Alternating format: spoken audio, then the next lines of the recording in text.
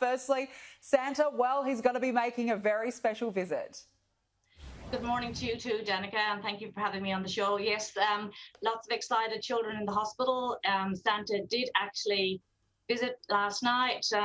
We've been planning with Santa for weeks now.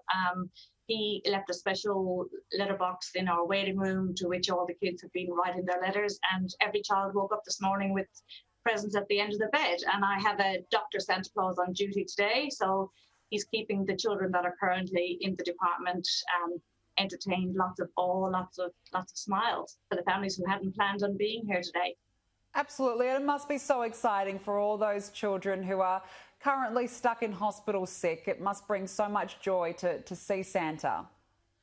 Oh, look, the children here are amazing. We've got the most inspirational families and the bravest of kids, and it is a distressing time for families.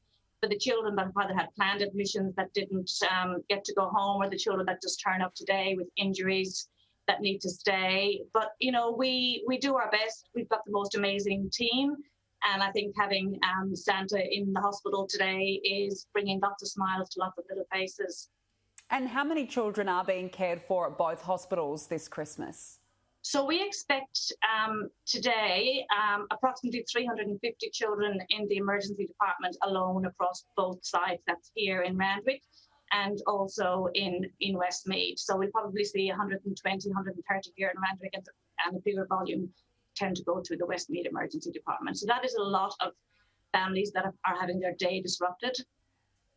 And it's been a very big year for so many families. But how have the hospitals had to adapt to COVID? Well, I think we have gone to extraordinary lengths to ensure the safety of our children. I think initially at the start of the pandemic, there was a lot of fear. People were worried about coming to hospitals but didn't feel that the areas were safe. But in fact, it's been proven that our hospitals are extremely safe. We have divided departments into hot and cold zones. We've got ample amounts of PPE. We've got signage. We've got QR codes. We've got patient experience officers assisting families out in the waiting room. So I think the community are very grateful. And I think once they've been here, they realise that, you know, we still have to stay open, and children still get sick and children still get injured. And it's important that they are protected. And I think we go above and beyond in ensuring their safety and well-being. Absolutely. And yourself and all the other healthcare workers do such a wonderful job in keeping all the children happy as well during this Christmas period. Will you all be able to get some sort of a break at all today? Yes, well, most of us are here on a 12-hour shift today. But my children and husband are probably home busily organising my evening meal this evening.